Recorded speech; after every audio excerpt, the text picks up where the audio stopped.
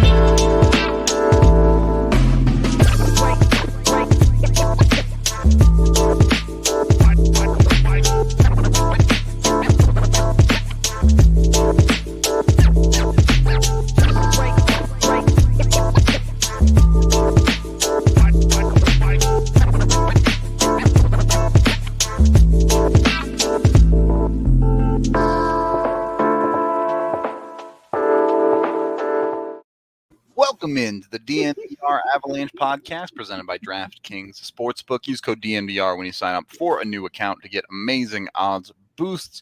I'm your host, Rudo, joined by AJ Hafley. Check out Mountain Dew Thrashed Apple if you want to giggle like AJ does. It was quite an adventure before the show. Oh my god. So that's a positive note. On a more of a down note, unfortunately, Avs broadcaster Peter McNabb diagnosed with cancer today. It sounds like they caught it pretty early, so things don't seem too bad, but definitely send best wishes McNabb's way on this one. Yeah, I know a lot of people have their complaints about Peter on the air, and I just have to, whatever, however you feel is however you feel, but behind the scenes, that is a great dude. Yep. And the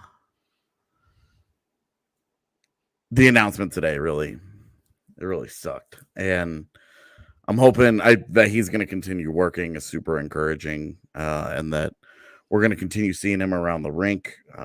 But love that dude. He's awesome, and you're gonna be hard pressed to find somebody that loves hockey the way that he does. Yep. And just the ultimate girl dad. So yeah, he's just such an awesome dude, and wishing the best for him and his family today on a day with some really shitty news. Yep. Never fun news to hear, but hopefully everything works out for the best there. Peter's been with the Avs since the beginning, basically. So he's always been a broadcaster here and is part of the Avalanche community in that way. So hope to see him still doing his thing indefinitely. Absolutely. On today's show, we're going to be getting into the positional battle in the Avs forward depth. It's all been theoretical up until this point, but things are actually starting to happen now. Game one of preseason done. Shane Bauer's probably moved himself up that list a little bit, and a handful of other conversations to dive into. And look, a lot of people have something to prove on this roster or training camp list or whatever you want to call it right now to try and earn spots. Yeah, and we talked Mikhail Maltsev was going to be a guy who's going to get a good an early look. Artem Anisimov is obviously in this conversation. Martin Kaut, just given where he was in camp and then the camp that he had, is certainly part of this. Sampo Ranta has pushed his way into the conversation. Yep. And just given their history, we've always just assumed that Jason Megna and Dylan Sakura would be somewhere in the mix. Somewhere part of this. I would include Stefan Matteau and Andreas Wingerly just to be thorough, and Kiefer Sherwood, who I keep forgetting is still here. Yeah, played and looked solid last year as a depth option for the Avs. So it's you can't totally discount that.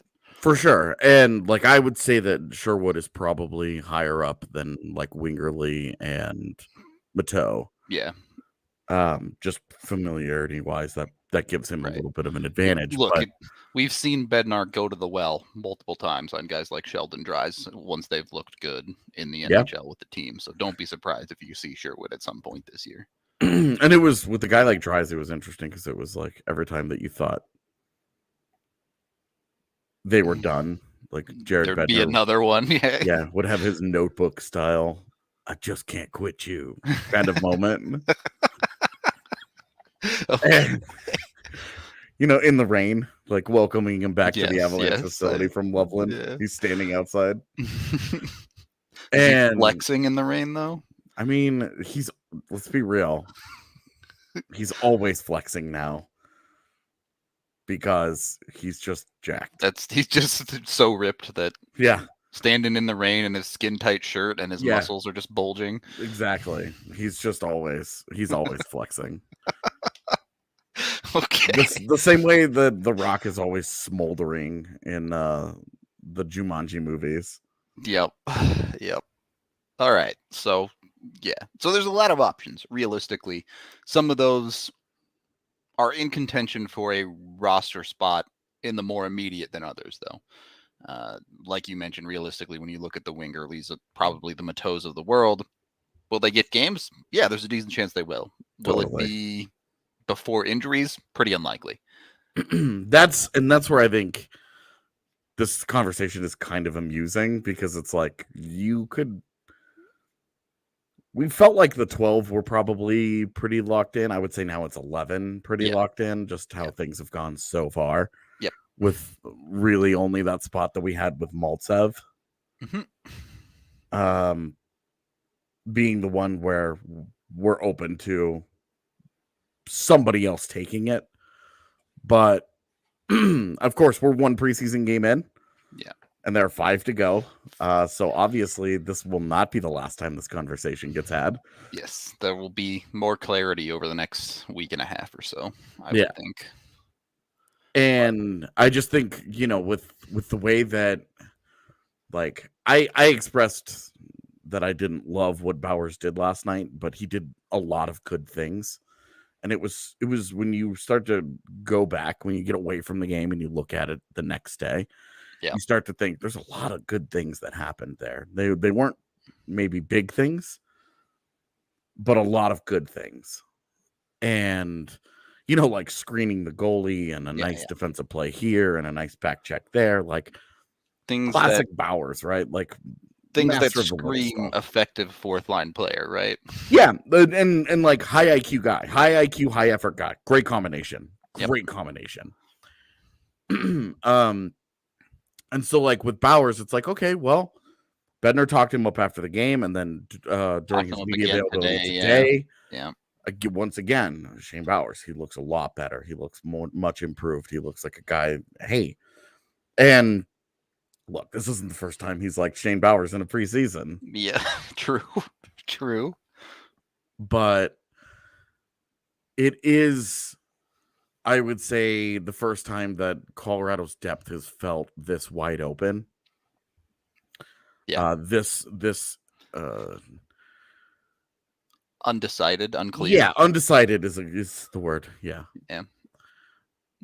Because while you can look at the 11 guys and say those 11 guys are going to be somewhere in there. Totally. You also know that some of these guys are going to get hurt. Some of these guys are going to underperform. Look, if Logan O'Connor gets 40 games into the season and has 2 points. Yeah. He's got to sit at some point. Yeah, like you'll have to start looking elsewhere for another option.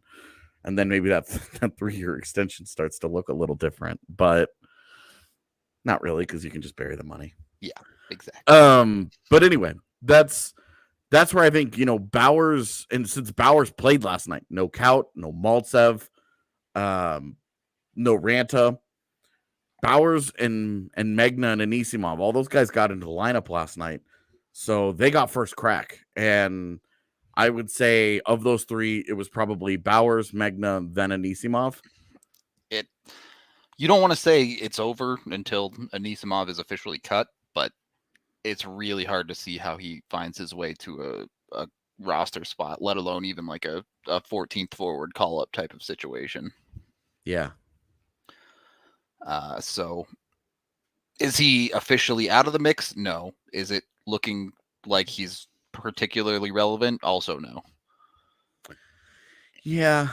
And it's always tough. Like every year we watch the games and we say, oh, okay, well, just based on how they're playing. And we like this or we like that. And we think this or that. And there's always one where we're just like, there's always one decision where we're like, oh, Doesn't okay, add dude. up in our heads. Yeah. Yeah. That certainly leaves us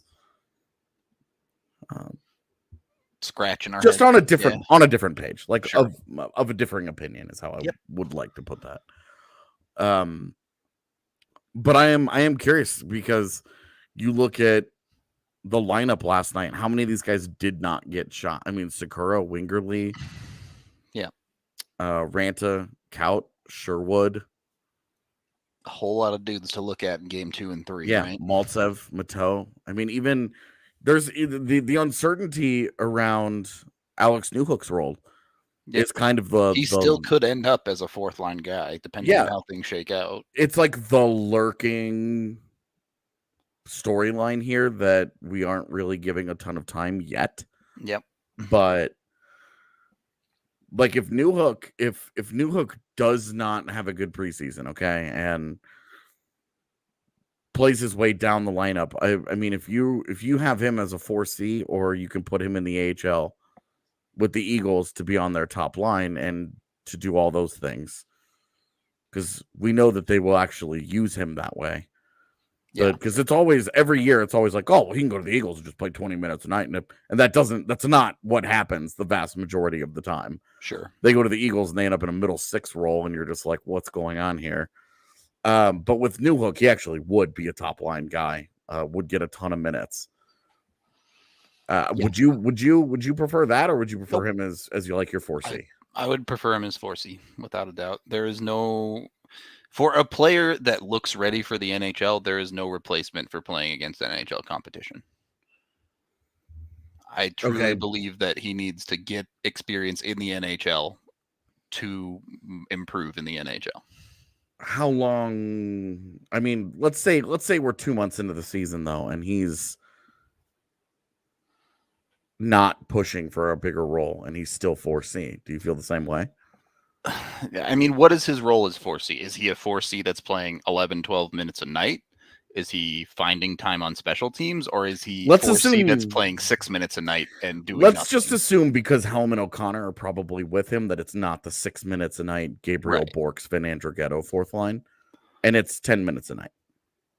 I think I'm still okay with that, to be honest with you. I particularly this year, again, you have this very unique situation this year where you can run him as your 4C for the first half, 2/3 of the season, and then you can give him a month in the AHL in February. Do you think they should give him a month of AHL action in February, pretty much no matter what? I certainly think they should give him games. You know, you have to assess the situation. If he's killing it in the NHL, and remember, Newhook is an NCAA guy. This is a guy who could probably benefit from a little bit of time off in a full 82-game season. True. So you kind of have to assess when you get there what his energy level is at, how much he can take as far as games played.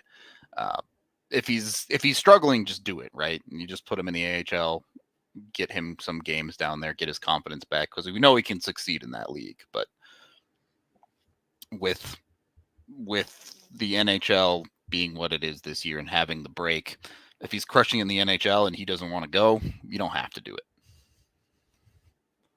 Okay. I'm good with that.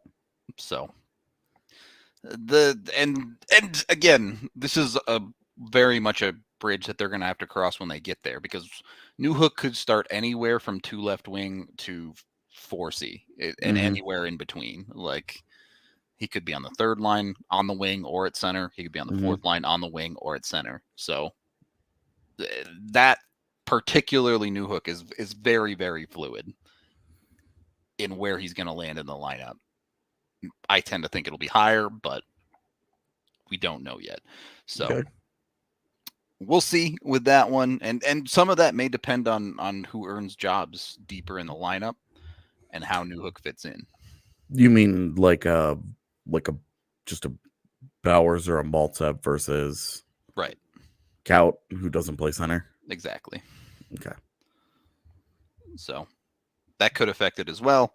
We'll get more into probably the Maltsev Kaut situation here in a little bit. But first, we are brought to you by Breckenridge Brewery, the official beer of DNVR. You can get 8 different kinds on tap down at the DNVR bar, or check out your local liquor store to get a bunch of Breck Brew or their Good Company hard seltzer near you.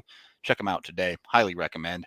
And then go hit up DraftKings Sportsbook, the #1 rated sportsbook app out there. If you bet $1 on any Week 4 football game with a new account using code DNVR, you can get $150 in free bets instantly.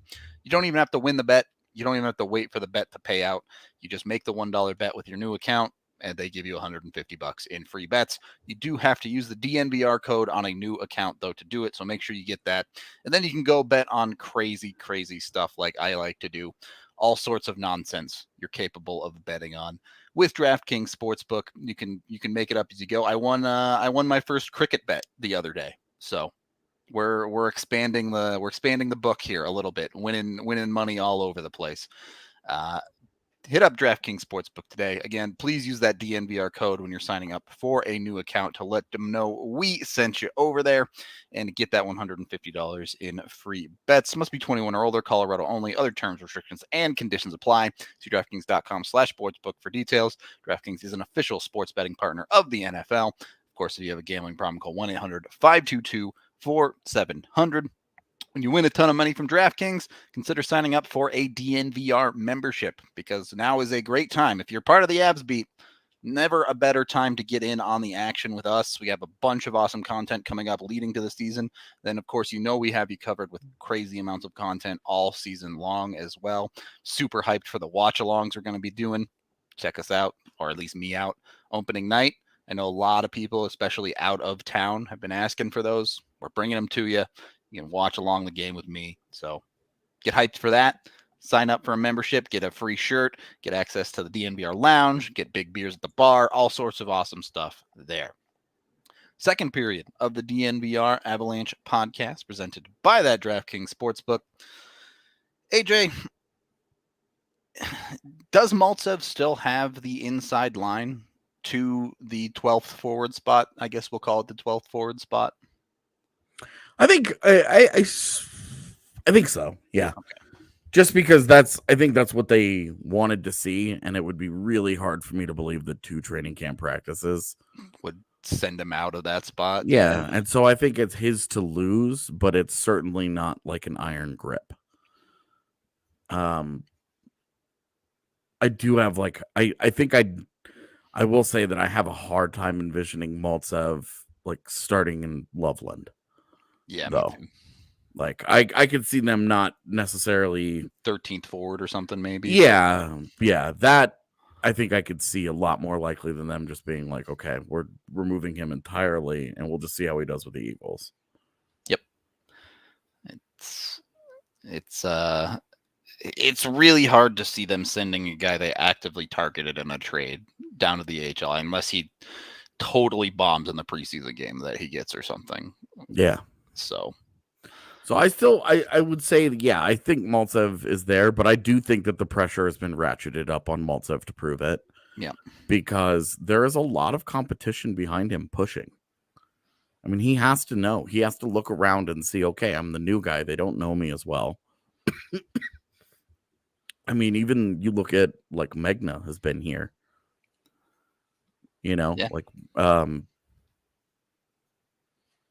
There's a lot of familiarity with the guys that he's competing with. Sure. That just about, the only guy that hasn't really been in the system long term that's really competing for a potential roster spot is Helm, and his is pretty much locked in, you would think, given the veteran status. Yeah, I'm not worried about Helm at all. I know somebody tweeted at me during the game last night that, like, is there a chance that Helm sits opening night? And it's like, no way. 20 games into the season, maybe that's a different Yeah, story. But like he would have to play his way out of that. You went and he signed a free agent deal in the first couple of days of free agency. Like he chose to come to Colorado. The Yeah. Avs chose to pursue him.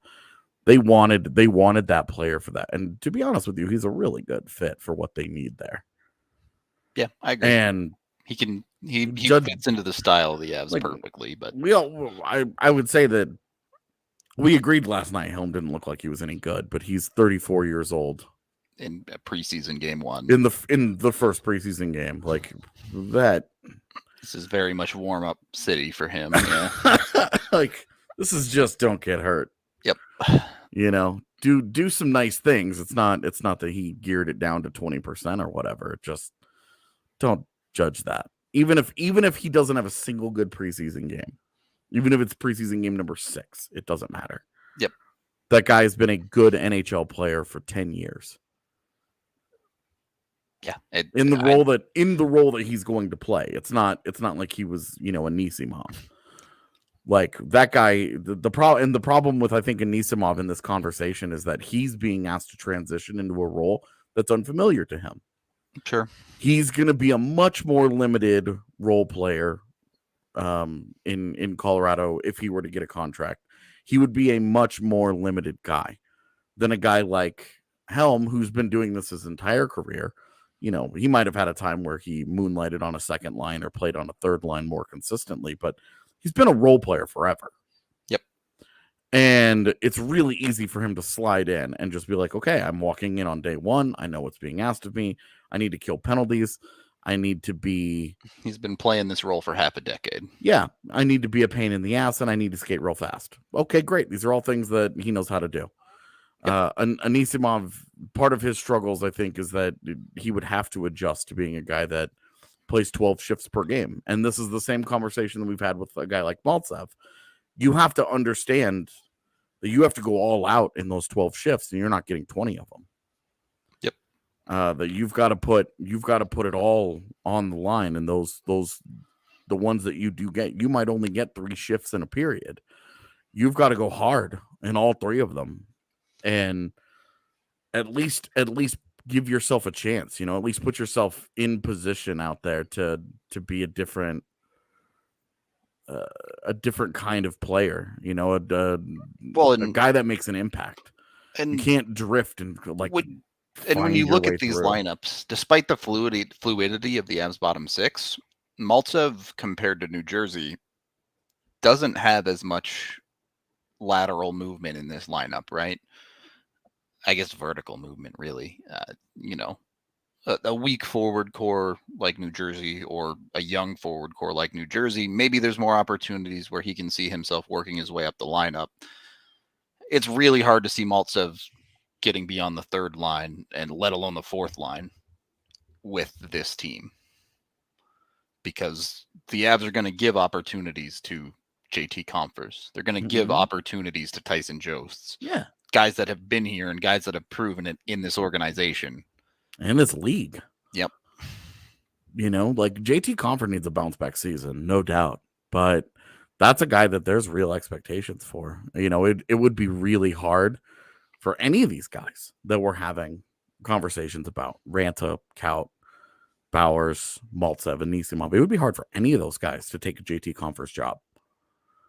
Yeah, I mean, Maltsev's a great example. Maltsev had 9 points in 33 games last year. Yeah, perfectly acceptable production for a role player. But for as bad as Compher was last year, even if you take away the hat trick in the last night, he still had 15 points in 47 games, outpacing Maltsev's production there. Yeah. So, and what we all would consider was like a disaster. Yep. Of a season for Compher. Right. I mean, he ended up outscoring Tyson Jost on the season. Compher's worst offensive production of his career is still better than a lot of these dudes' production. Yeah, and it's so strange, like the perception, right? Just because he's a guy he's never played 70 games in a season, but he's had 2 30-point seasons, and he had a 16-goal year, and it wasn't hard. He had 16 goals in 66 games. And it would not be difficult for you to look around and be like, that guy puts up 20 for you in like a year where just things work for him. If he plays an 82 game season, he could threaten to be a 2020 guy. Yeah, I mean that year he scored 16. He had 16 assists. Yep. In 66 games, and then you look at his postseason career: 3 points in 6 games, 6 points in 12 games, 8 points in 15 games, and then 2 points in 10 games. What's the common thread here? Last year was a disaster. Yeah. He Besides wasn't any that, good pretty last steady year. production even in the playoffs. Yeah, like he got like rightfully the fan base was upset with his play last year, and the coaching staff, he played on the 4th line for a sizable chunk of the season. Yep, it was obvious. Like there was a real problem with his play last year, and everybody would agree he's got to be better than that. He just has to be. Now we've seen what he's not in his career. He's not a play driver. He's not a guy that he cannot be the dude that carries the mail for you. He can't be the best player. He can't be your most talented player on a line. He's a complimentary player. Yep. But you see him, as a PK guy, he's been overrated and overused by the Avs coaching staff. Mm-hmm. But defensively, his shot suppression and at even strength in his career has been phenomenal. Even if that means that you give up a little bit of offensive production. Yeah, offensive tilt of the ice, you're not giving anything up. There's a lot of comfort for a coach in that. So there's with Compher, that is a dude who you should have there should be a lot more confidence in his ability than there has been. Mm-hmm. And I understand that like every year the fan base has like their whipping boy or whatever. Yeah, I don't love that term, but yes, that kind of sentiment. It's just he had a bad year last year, and he outscored Tyson Jost too, and everybody loved what Tyson Jost did last year. Okay, so it's like those guys are cemented for a reason. It's not like those are bad players that the coaching staff refuses to give up on. They aren't. They're guys who have proven things. They've also worked their asses off under this coaching staff to prove themselves and to fit into different roles. Same thing with a guy like Val Nichushkin. There's a lot of proof in the pudding there. There's a lot of earned trust there. These guys that are coming in that are trying to fight for spots, we're predominantly talking about them as guys who are going to be involved in the pileup of bodies fighting for injury call-up time.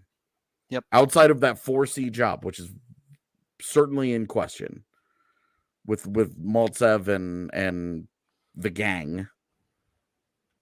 It's too bad. We need a Always Sunny like poster and just replace all their heads with these random dudes. It's like Maltsev and the gang of these guys that battles for the 4th line. Yeah, exactly. All these dudes that are going to be fighting for these jobs. So it's fun because you love a good training camp battle. You do. All right. Well, if you want to stand out in a pile of bodies, the best way to get some action at an orgy is to have some manicured balls. My man! That was so good. Was that really you just said that out loud live? Oh, that's my guy right there. We got him, ladies and gentlemen. Wow. Okay. Welcome back to the Av Show. That's how I feel with that one. Yep. You're back. You're not officially back until the Manscaped reads hit. Get 20% off at manscaped.com with code DNVR and get free shipping for the perfect package 4.0. They have all the tools you need to take care of yourself below the belt and above the belt, whether it be face shavers, shave mats, the lawnmower 4.0, you name it, they got you covered. All over the place. Again, head to Manscaped, use the DNVR code, get 20% off for all of your body shaping needs. You can also hit up Strava Craft Coffee, the CBD infused coffee that has really changed lives. They help with many different aches and pains like migraines, IBS, joint pain, ton of other stuff as well. And it comes in a coffee form, so it can just be like your normal routine. Have it for your morning drink and then go about your day with less pain. They're awesome. been with us for a very long time. So check them out. Get 25% off your first purchase with them when you use code DNVR25. You can also get a cold brew down at the DNVR bar if you're coming to visit to watch a hockey game or any other sporting event. It's the place to be. Come to the bar, come watch sports. Doesn't even have to be Denver sports. It's a place that, especially this season, we're planning on hanging out quite a bit to just consume lots and lots of hockey in our case. Maybe some F1 as well, as AJ's hat indicates. But should be a fun time at the bar every day, basically. Definitely. Looking forward to spending a lot of time there and consuming copious amount of sports. After that, though, go get Chevalier Mortgage. They've been in the business here in Colorado for over 15 years. Both Mike and Virginia have experience all over the state, and Mike is a certified financial planner, so they will hook you up not just with a great home loan and a great rate, but one that fits your financial picture specifically, not just a standard, everyone gets this type of thing. It's not like that.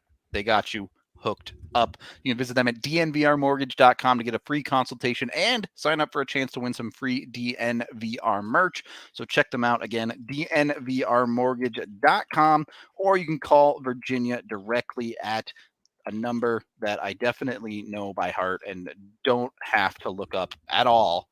303-257-6578. Michael Chevalier, NMLS 1931006, Virginia Chevalier 1910631. All right. Third period of the DNVR Avalanche podcast presented by that DraftKings Sportsbook. AJ, we've beat around the bush on this guy for a while. What does Martin Kaut have to do to, I don't want to say an opening night roster spot because I don't know how realistic that is, but what does he have to do to get a legitimate opportunity in the NHL this year?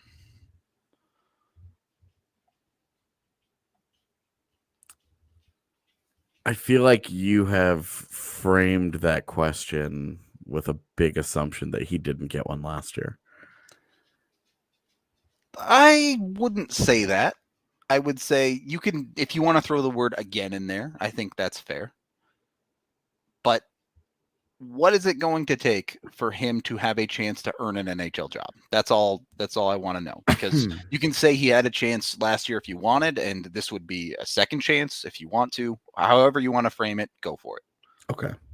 I disagree with the idea that he didn't get a chance last year. And that's fine, but can he earn another chance this year then? Absolutely. And the fact that he's been given the look that he has.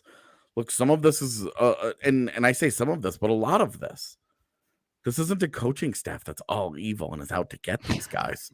They're trying to win, and they're trying to find the guys who present the best options that they believe to win on any given night. And a really big part of that in the NHL is knowing what the floor of a player is going to give you. Yeah. And last year, what we saw from Martin Kaut was very quiet games. And you can absolutely point out his ice time and be like, dude, what? But he wasn't good in those games. He just wasn't. And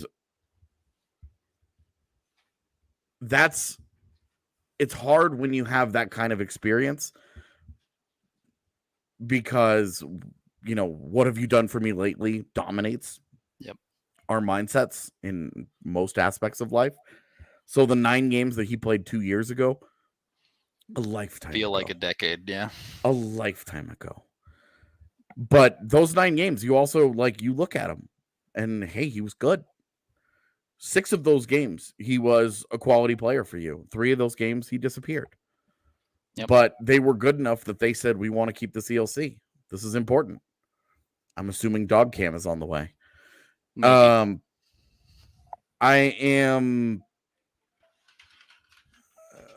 I think Kaut's going to get, I think he right now, what does he need in order to get an opportunity? I think he's getting it. I think he's getting the opportunity this preseason to show that he deserves opportunity ahead of those guys. And I think that's, So presumably he's going to play tomorrow night. If not, certainly game 3 he'll play. We'll get in eventually, yeah. how important is this first preseason game, whichever one it ends up being for him? It's important. I mean, if Shane Bowers had a tough night last night, we would probably be writing him off completely because we think he's that low on the totem pole. Yep. But he had a good night, and so that puts pressure on everybody else to have good nights as well. And so he needs to show well. He needs to have a noticeable game. He can't have a quiet game. Now, the one area where Shane Bowers had a big advantage was relative to his peers. You know, Bowers was one of the more interesting guys to keep an eye on. Right? For sure. Like, you look at the roster last night. Chances aren't great that they're going to run a roster that bereft of solidified NHL talent again this preseason. Well, and to your point, as my camera is failing, to your point with Kaut, Bowers has absolutely not had an opportunity to prove himself in the NHL yet. Yeah, Bowers hasn't played a second in the NHL. Yep. The piece that I wrote about him in Arizona, he talked about it. He said, what drives me is I haven't made it. I haven't made it there. And when I get there, I don't want to let that chance slip. You can look at a guy like Kaut and say maybe he's let it slip a little bit. Now, is 5 games an extended opportunity? No. Not really. No. Come on. Of course not. Especially 5 games with very limited ice time. Absolutely not. You can't make that argument at all. But you have to that's the key though. Like, why is Logan O'Connor considered such a lock by us? Why did Logan O'Connor just get a 3-year extension? Because he's unbelievably consistent in his fourth line role in the NHL. Because he's comfortable in his own skin. He understands what's being asked of him, and he does it every day. Yep. That's what and look, he's several years older than some of these guys. Sure. You know, he went through 3 years at DU and never got drafted and had to work his way up the hard way. Yep. You know, he had to go to a development camp and earn a contract and stand out in the hardest way. And then he got to the AHL and thrived. Yeah. It was just. Well, to your original point, right? He got into the AHL, he succeeded. And when he got into the NHL, he immediately gave Jared Bednar a hard floor to his hockey game, to where you knew what you were going to get out of him at minimum every single night. Just an understanding of how to be a pro, how to approach the game. There was a maturity there. Yep. And that's not to say that Martin Kaut is immature, because that's not what I'm saying. Just that there's a professional approach. There's an understanding of how to be. We all go through it in life, right? I mean, we all have a better understanding when we all entered into the workforce and we all were in our first jobs and developing in our jobs. And I mean, go back and listen to me on the first podcasts that we ever did on this network. Go back 1,000 episodes ago. You think I haven't improved at all in 1,000 episodes? Yeah. I would certainly like to believe that I have. You understand what you're doing a lot better every day. You have a better approach. You're comfortable. Look at Martin Kaut is 21 this year. When I was 21, I had no idea what I was doing with my life entirely, let alone trying to make an NHL hockey team. The one thing that I will say in his defense here is that he has been playing pro hockey for years. Since he was 16 in the Czech Republic. Yeah. Exactly. He was playing pro hockey in Czech Republic and then got drafted and immediately got dropped into the AHL. Mm-hmm. Now, that's a tough road. That's an unproven road in history. We have seen that the guys who have gone to the AHL as teenagers, it's very hit or miss. Whether like the level of success that they achieve. You know, you look at Mikko Rantanen, it worked out great. Timothy Liljegren, still waiting on that one, right? It is a, are you okay? Okay, well, my camera's causing problems, but I see. Okay. Rudo's just gone. We just hear his voice now. yeah, I'm trying to fix it, but we'll see. It's just a with Kaut, he just needs to continue doing what he's doing, and I think he'll get there. Yeah. It's just that this isn't an Alex Newhook, right? Like, he's not so explosive, he's not so high end that you drop him in and you let him figure it out along the way, because he can still contribute to you immediately. He's a guy that he has to be ready to jump in and be more of a role player, and that's where he's going to work his way into your lineup. We've talked about him since draft day as a middle six type of guy. Well, not only is he not Alex Newhook, the Avs are not in the same situation they were when they immediately brought Tyson Jost up when they could, right? The Avs are a much deeper hockey team. They have different goals than simply developing their kids at this point. So the situation isn't really comparable to, say, what the Avs were 3 years ago when it comes definitely. They're in a totally different world of development. They're incomparable situations. Back then they had Compher, Kerfoot, and Jost all rolling in as rookies at the same time. Yep. And okay, let's figure out all these jobs for all these guys, and we'll see. There was no downside there. So it's just,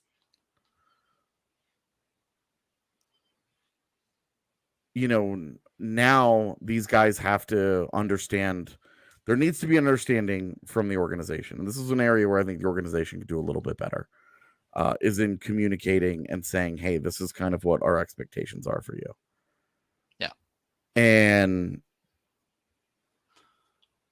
I don't think that they do a great job of that. I think that they have exit interviews and they say individually, this is, we want you to get stronger. We want you to work on this. We want you to work on that. But they haven't, and I am comfortable saying this because they haven't produced, like, Tyson Jost is their only role player that they've drafted and developed. Yep.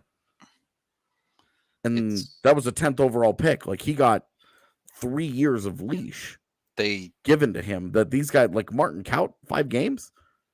The Tyson Jost got 200. It's no secret that the Avalanche organization has struggled to develop role players. Their one big success story on the forward side there is Logan O'Connor, who was an undrafted player.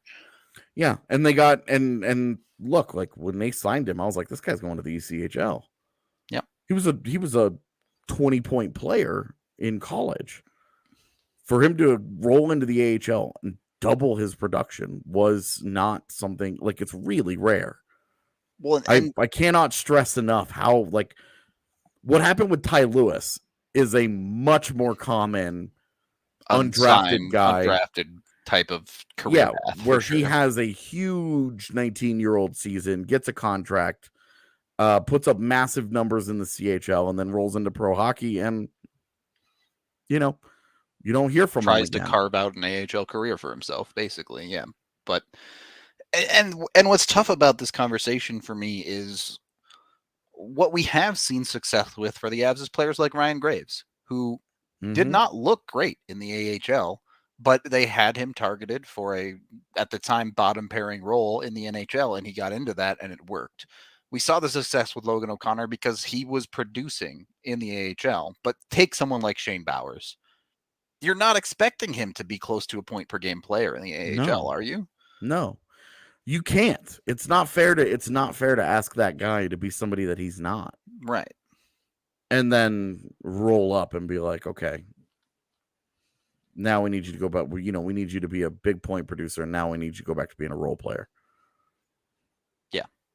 And I'm a big believer that the roles that they prepare you for in the AHL, they should be trying to prepare you for a job in the NHL.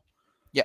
Now, in order to improve in order to improve skill, in order to give them more opportunity and ice time and touches and blah, blah, blah, blah, blah, top 6 minutes is an important part of that. Like, we're talking about Shane Bowers as a 4th-line center.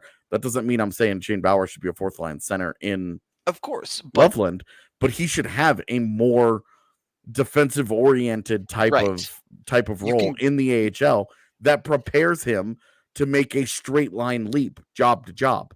And the same thing is true with Kaut, because he's always been kind of a floater in their forward core that just sort of fills in the gaps. That's what he does best. I've been fine with his development in the AHL for the most part. He's played well. He's produced points. He's had point streaks. He's looked good. He's a good player. He should absolutely, for me, it's just a matter of taking what has worked for him in the AHL, translating it to the NHL. I'm really glad you brought up the point that it's not about the minutes, right? You want Bowers playing top 6 minutes in the AHL, but let's say you put him on the second line center job. All of a sudden, you start deploying that line in defensive situations. You have a defensive zone faceoff. You put out Shane Bowers. It's late in the game and they're up a goal. You put out Shane Bowers for an offensive zone faceoff to pin a puck deep. You put him on the penalty kill to give him minutes there. It's about usage, not the minutes. And getting a player experience in the role that you're targeting him for in the NHL. Absolutely. And I think that's an area where I think they've been fine with Kaut. Yep. And that's an area where I've struggled with how they've approached Bowers, because they moved him off center. They moved him into wing. And now he's, is he back at center? He was the center last night, but he was a wing when they went to the rookie, when they went to the rookie showcase in Arizona, because Newhook was there. What do they envision for him? Now, him learning left wing and center gives him more versatility, which in theory should make him more prepared to make a jump, more opportunity to make a jump to the NHL when opportunities arise. But you've got to help him. The organization also has to help these guys in roles. Yep. And have we taken our second break? Yes, we're good to go to the finish here. So the other thing that I do want to touch on with these guys, and this conversation is about, we haven't talked about him, but everything that we're talking about applies to Sampo Ranta. All of this, if Ranta doesn't make the roster, and I don't think he's going to, he needs to be given a legitimate top 6 role, but he has to play an offensive top 6 role. He's got to be a guy that you put in offensive situations and you let him do his thing, but you do need him to develop his defensive game. So you sprinkle that in there. You do let him do that. He'll do that naturally just because that's how hockey works. It's not like if you take an offensive face-off, he never plays defense, So it's the other thing though, and we saw somebody, I missed who it was, but last night commented that, can we please not rush these guys? Bowers has only been a pro for like 2 years. The problem here is that the AHL is a midpoint for a guy. You're in Mario and the first level is World 1 and the last world is World 8. The AHL should be World 6, World 7. It is a transition into a bigger role. This is the dream of the AHL being a purely developmental league that AJ and I would love to see it become is something they're slowly working toward, but it's still a dream at this point. Right now, the AHL is a league built for players to come in, get their feet into professional hockey, understand the pace and physicality, spend 1, 2, maybe 3 years there, and then look to move on. There are always going to be exceptions, guys who spend 4, 5, or 6, but they are the outlier for sure. Definitely. Like you look at a Devon Taves or a PA Parento. 4 full years in the AHL before they really broke out in the league. Those guys are big time exceptions. Ryan Graves, big time exceptions. Yeah. Because I am a big believer that if you put a guy in the AHL for too long, he becomes an AHL player. Yep. He stops pushing himself to get better and he becomes comfortable in the AHL. And you don't want a guy comfortable in the AHL. You want a guy that's improving, a guy that's pushing, a guy that, because when you get comfortable, you just don't work the same way. You want a guy, and when you spend too much time there, that's a natural thing. You just get comfortable. You want a guy to make an adjustment, but this is a stopping point. This is a stepping stone. That's what I'm trying to say. It is a stepping stone. It is not an area for them to just wait for several years. You go to college, especially true for college players. Yep. You go to college for multiple years When you get into pro hockey, you're supposed to be ready. You're 21, 22 and Yeah. during the AHL. It's 1 or 2 years and then let's go. This is why we talk about Bowers like time is running out, because he doesn't have 2 more years to continue to do this.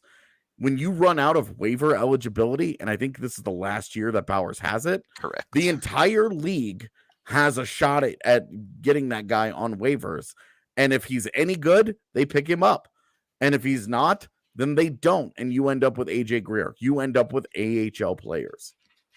Yep. And so you need to aggressively promote. And no, to answer Daniel's question, I don't think Kaut has spent too much time there. You think about the time that he has spent, and look, Bowers also had like a disaster last year. He was incredibly unlucky. He has to sit out because of COVID on 2 different occasions in which it was false positive contact tracing. I brought this up before, but context matters here. Martin Kaut was an 18-year-old kid whose first year here was just adjusting to North American life. Right. These guys that come over from Europe, it's a big culture shock thing for them. There's a lot of off-ice, other things that they are adjusting to when they come over. Big time. Shane Bowers, who has lived in North America his entire life, already knows the drill. Shane Bowers left home when he was 15. Yep. 15 to go play in the USHL. Like, he left. Shane Bowers, I don't know if people remember this or know this, but he was a star talent in Nova Scotia. Waterloo too, yeah. Growing up. Like, he was a top pick in the Q draft. He was expected to be a big time guy coming out of Nova Scotia, coming out of and going into the Q. He chose a different path. He left home. He went to the USHL. He wanted to play college hockey. He did all of that. He put himself on a path that should have been a quicker development track. That it's taken longer has been a mild disappointment. But where he is right now, seeing how it's worked out for him, it's not over for him. If he spends the entire year in the AHL and doesn't get a single NHL look, you do have to realistically wonder, is it ever going to happen? But given the kind of preseason he's had to this point, he's put himself in a good position. And it still may not be enough just because he's got guys who have developed faster ahead of him. Martin Kaut is one of them. Sampo Ranta is a freight train, not just on skates, has but been on the royal road of development paths for real. Like, you look at the Bowers and Ranta both went to college, and look at their development tracks. Bowers was okay in his college career. It was encouraging, but it wasn't overwhelming. And then he got to the pros and it was okay. Like it's been like a slow burn every step of the way for him. And with Ranta, he got to college. His freshman year was solid. You had no complaints. It wasn't like Ryder Ralston where you're like, holy crap, this guy might be bad. It was like, this is encouraging. And then his second year was really good. And then his third year, he kicked ass. It's been a linear graph upward for Ranta. Yeah, exactly. He consistently got better every single year the way that you would expect. The same way that I think Kaut has in the AHL. He got more consistent. He got more opportunity. He played with better players. He played better. He was better. He's better prepared now for the NHL than he was a year ago. I feel a lot better about Kaut today than I did a year ago. And I liked him a year ago. So it's development, man. It's our favorite thing to talk about. We always end up in it some way or another. It's hard to do, but this is as in a training camp setting.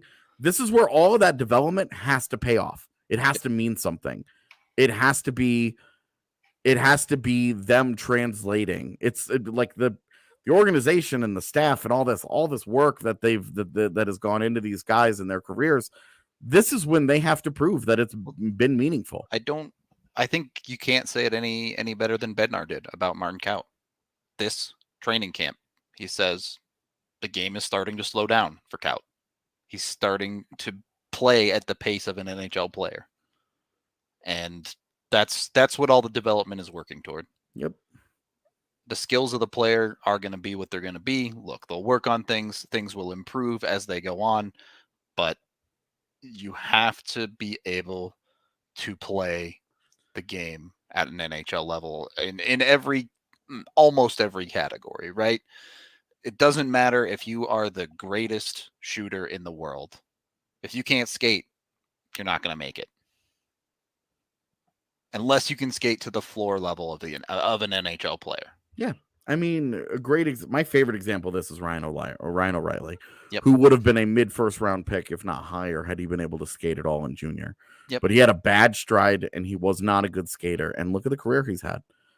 He's also got a legendary work ethic, and he's a dream in that regard. That he's a guy that just attacks his own weaknesses constantly.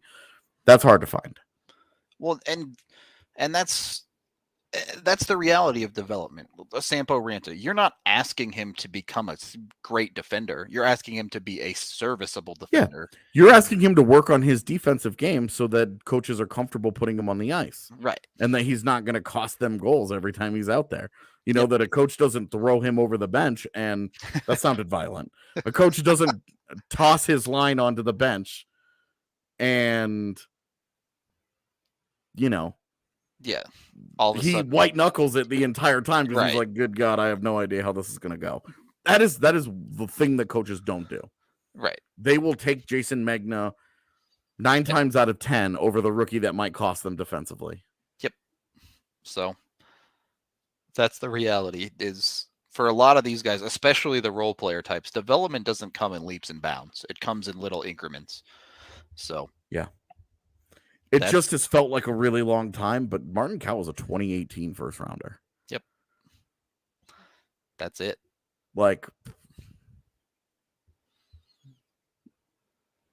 This is about the time that it should be happening for him. Yeah. The fact that the team took a huge leap in front of him, probably a little bit of bad luck. If the Avs were still that 90-point team fighting for the postseason, he probably is a full-time NHLer by now. But you look at last year's roster between Saad and Donskoy in that forward core, and JT Compher. If Matt Calvert and Pierre-Edouard Bellemare are healthy, JT Compher was a scratch. It was deep. Yeah, that was a really deep team. And not only that, but last year's, the chaos of a taxi squad. And so just one really quick note, and then we can start to really wrap this up. But really quick note, the NHL did send out its transition rules or whatever today. Included in there was the opportunity for them to come to an agreement on another taxi squad. Yep. That doesn't mean that it will be implemented or one that is on the way, but it said if the two sides, meaning the NHL and the NHLPA, can come to an agreement, taxi squad might be a thing that we see again this year, which would really explain Colorado's goaltending. Yep. And why they run a third approached goaltender there. Yeah. Yep. And why they approached the goaltending the way that they did. And how much does a taxi squad help them this year, even if it's like a 4-person one? Yep. Help them, Martin Kaut is in practice every day in He's the getting NHL. the NHL reps on the practice side at very least. And yeah, I really do think some kind of taxi squad would benefit the Avs heavily, but that's to be determined, I suppose, at this point. Though it's not off the table entirely. So we'll have to see if that one pans out. Honestly, personally, I love the idea of a taxi squad permanently. Me too. Not as just like an emergency thing. Eric says, what agreement would there have to be to get to a taxi squad? They would both have to want one. The NHL and NHLPA would have to agree on wanting one. They would just have to say, hey, is this something that we both want? Okay. What does it look like? Does it look like last year's? Is it more restricted? Is it smaller than last year because we aren't expecting as many COVID-related issues and et cetera, et cetera, et cetera. And it's always money. But last year, those guys, I think, made their AHL salaries. I thought they made NHL if they were on the taxi squad, but it might have been. But yeah, no, I think for the AHL to continue to be a development league, a taxi squad's a good idea. I like it, man. I think it's great because it's hard for these guys. They get called up and then they go and they sit on the bench and blah, blah, blah, blah, blah. That's the real concern, is that the taxi squad stagnates guys. They get them out of games. Played a hockey game in 4 months or something. Yeah, exactly. Yeah.